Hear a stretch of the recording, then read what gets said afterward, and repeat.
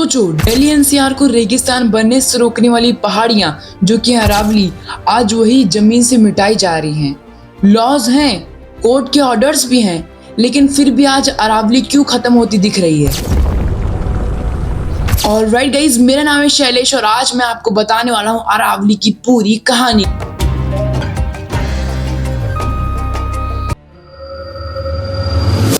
अरावली क्या है?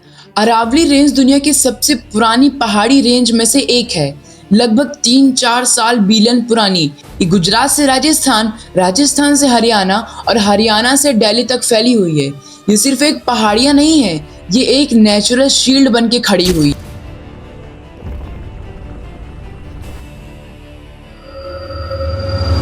अरावली इम्पोर्टेंट क्यों है? तो देखो गाइस, पहली बात मैं बता दूं, अरावली थार डेजर्ट को ईस्ट की तरफ बढ़ने से रोकती है।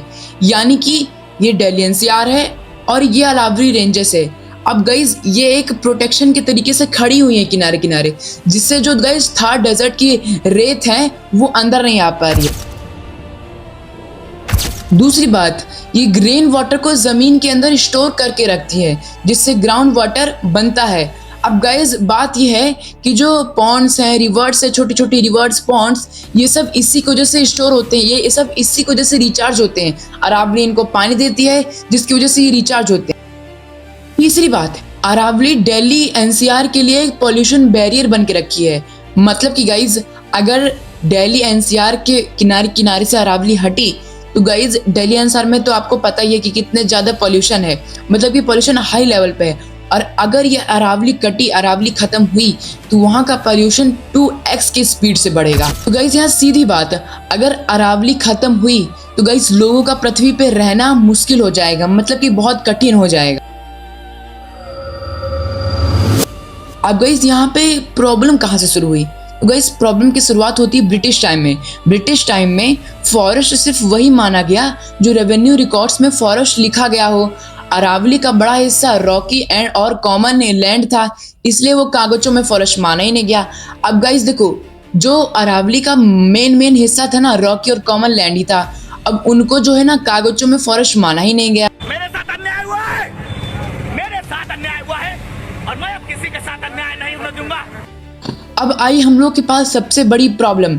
1980 में फॉरेस्ट कंजर्वेशन एक्ट आया, पर जो एरिया पहले से फॉरेस्ट रिकॉर्ड में नहीं था वो लॉ के प्रोटेक्शन से बाहर ही रह गया। अब इसका मतलब जंगल था पर कागजों में जंगल नहीं था। ऐसा मत करो मेरी जान।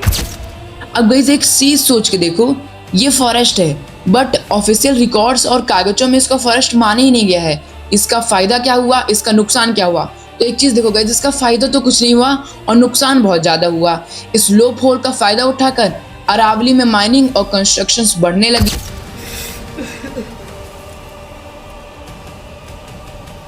अब 2002 और 2009 में सुप्रीम कोर्ट ने इलीगल माइनिंग पे बैन लगा दिया, पर इलीगल माइनिंग और लोप होल्स के थ्रू नुकसान फिर भी होता रहा। अब गाइस, एक चीज सोच के देखो, ये फॉरेस्ट है और ये कागजों में माना ही नहीं गया फॉरेस्ट। तो गाइस, जो कंस्ट्रक्टर्स हैं और जो माइनिंग लोग करते हैं उनको तो इनडायरेक्टली एक चीज मिल रहा है ना, एक राइट मिल गया कि हाँ भाई, अब तो ये फॉरेस्ट माना ही नहीं जा रहा है, अब तो हम इस पे माइनिंग करेंगे। तो गाइज, इसका सिंपल सा और सीधा साधा इफेक्ट पड़ा हमारी अरावली पे। उस पे माइनिंग बहुत खतरनाक तरीके से जोरों शोरों से होने लगी। रिसेंट सालों में एक कंट्रोवर्सी उठी।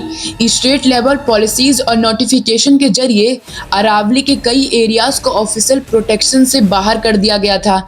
लॉजिक ये दिया गया कि सिर्फ वही पहाड़ी एरियाज प्रोटेक्टेड माने जाएंगे जो पुराने रिकॉर्ड्स में क्लैरिफाइड नोटिफाइड हैं। मतलब कि गाइज, जो पुराने रिकॉर्ड्स, मतलब कि ब्रिटिश के टाइम पे जो अरावली पहाड़ थे, जो कागजों में अरावली पहाड़ माने गए थे, सिर्फ वही माने जाएंगे और जो नहीं थे उनको बाहर निकाल दिया गया।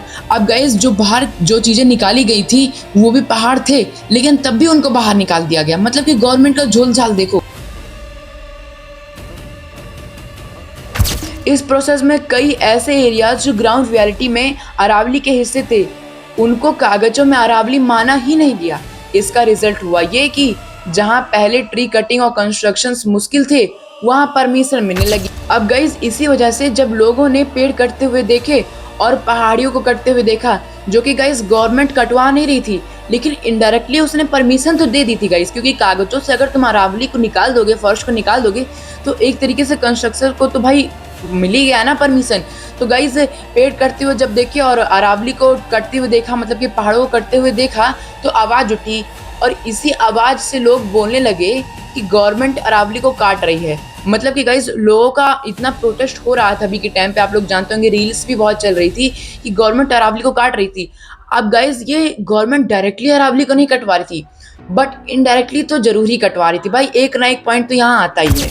अब गाइस यहाँ एक मेन सवाल आता है कि गवर्नमेंट ने कभी ऑफिशियली यह नहीं कहा कि अरावली को खत्म किया जाएगा, पर पॉलिसीज और इम्प्लीमेंटेशन के कारण अरावली को कई एरियाज में नुकसान के होने के रास्ते जरूर मिल गए। अब गाइस मतलब कि जो गवर्नमेंट थी उसने डायरेक्टली तो नहीं बोला था कि तुम अरावली को काट दो, बट इनडायरेक्टली अगर लेके चले, या क्या पता गवर्नमेंट की भी गलती ना हो, इसमें कुछ बोला नहीं जा सकता है, क्योंकि भाई एक तरीके से लापरवाही तो की और अरावली के बहुत हिस्से कटे हैं भाई, रियलिटी की बात है। हाँ, अरावली के बहुत सारे हिस्से कटे हैं। अब गाइस देखो यार, अरावली में ना कंट्रोवर्सी तो बहुत हुई है। अब गाइस लेटेस्ट इन्फ्लुएंसर की कंट्रोवर्सी हुई थी, इन्फ्लुएंसर ने बहुत सारे इन्फ्लुएंसर को, कि जब गाइस बहुत बड़े बड़े लोग भी अरावली के डिफेंट में वीडियो बनाए थे, अरावली को बोल रहे थे कि अरावली नहीं कटने देनी चाहिए, गवर्नमेंट को बोल रहे थे, क्योंकि गाइस मेन मुद्दा तो गवर्नमेंट का ही है ना। तो गाइस इन बीच कुछ इन्फ्लुएंसर उठ के आते हैं जो गवर्नमेंट के फेवर में वीडियो बना रहे थे, मतलब कि गवर्नमेंट को ऐसा डिफेंड कर रहे थे, ऐसा कि गवर्नमेंट की गलती नहीं है, गवर्नमेंट तो एक काम अच्छा कर रही है, मतलब गवर्नमेंट हम लोग की अच्छाई की करने की कोशिश कर रही है। पहले इन लोगों का मेल आया था मेरे पास, तब मैं बिका नहीं।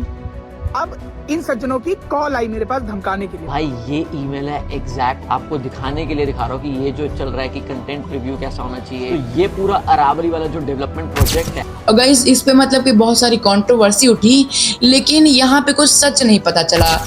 इस एलिगेशन का कोई ऑफिशियल कंफर्मेशन या लीगल प्रूफ पब्लिक डोमेन में तो नहीं आया। ये कंट्रोवर्सी ज्यादातर पब्लिक परसेप्शन और ट्रस्ट के इशू तक सीमित रही। मतलब कि गाइज इसका मतलब कोई गवर्नमेंट ने कंफर्मेशन नहीं दिया, पब्लिक कंफर्मेशन नहीं दिया कि हाँ हमारी गलती थी या हमारी गलती नहीं थी, या हमको गलत साबित किया जा रहा था। अब गाइज इससे संदेशा आप लोगों को क्या मिल रहा है? भाई चोर की दाढ़ी में चोर को तो, अबे भाई कुछ तो है, मैं भूल गया। ठीक है, इससे कुछ तो समझ में आ रहा है कि गवर्नमेंट की अगर गलती थी तो बोलना था, अगर गलती नहीं थी तो अपने आप को क्लियर तो करना था। अपने आप को क्लियर नहीं किया, मतलब कि गाइस कुछ तो झोलमाल है भाई, यहाँ पे दाल पीली। सॉरी। अब गाइस एक ग्राउंड रियलिटी वाली बात कर लेते हैं। आज अरावली का सीन एकदम मिक्स हो रखा है, कहीं बैन है, कहीं परमिशन है और कहीं कंफ्यूजन। और इस कंफ्यूजन का सबसे ज्यादा नुकसान जंगल, पानी और वाइल्ड लाइफ को हो रहा है। मतलब कि गाइज कहीं कंफ्यूजन बनी हुई है, कहीं बैन लगा हुआ है, कहीं बैन नहीं लगा हुआ है, लेकिन इलीगल माइनिंग तो हो रही है। अब गाइज इलीगल माइनिंग का तो बात ही यही है, एक शब्द आ रहा है ना इलीगल। इलीगल का मतलब यही होता है कि छुपके की जा रही है। अब भाई छुप के भाई कोई चीज कहीं कितना ही कर लोगे, लेकिन गाइज अभी रिसेंटली गवर्नमेंट ने जो माइनिंग है ना, इलीगल माइनिंग और जो भी माइनिंग है उस पर पूरी तरीके से बैन लगा दिया।